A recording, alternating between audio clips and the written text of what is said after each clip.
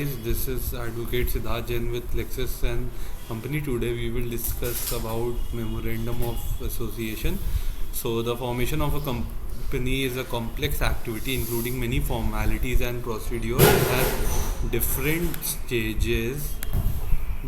Promotion of a company, that is conceiving a business idea and taking the initiative to form a company, giving the practical shape to the available business opportunity. Incorporation, that is promoters make an application to the registrar of companies of the state within which they plan to establish the registered office of the plan. And capital subscription, that is a public company can raise the required fund from the public using an issue of securities.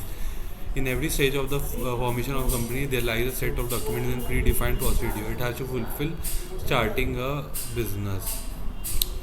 Memorandum of Association is said to be the principal document of the company. In this document, the character of the company is mentioned. MOA describes the power, objective, and operations of the company. The company can undertake those activities written under MOA. It describes the boundaries beyond the actions of the company cannot exceed. MOA helps the shareholders and creditors interact and deal with the company. So, before moving ahead, as a private limited company registration, it is important to know the exact business of the company and its limits. The boundary beyond which the company cannot take action and give an interview of the company's power and objective. In the case of a private limited company, an MOA is signed by at least two subscribers.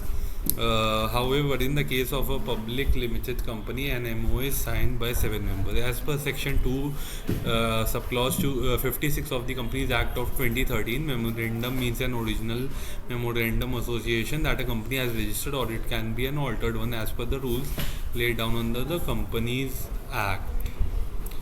The form of MOA, as per Section 4 of the Companies Act, company shall form the MOA as specified below. Table A, form of a company having limited share. Table B, form of a company limited by guarantee that does not have a share capital. Thank you.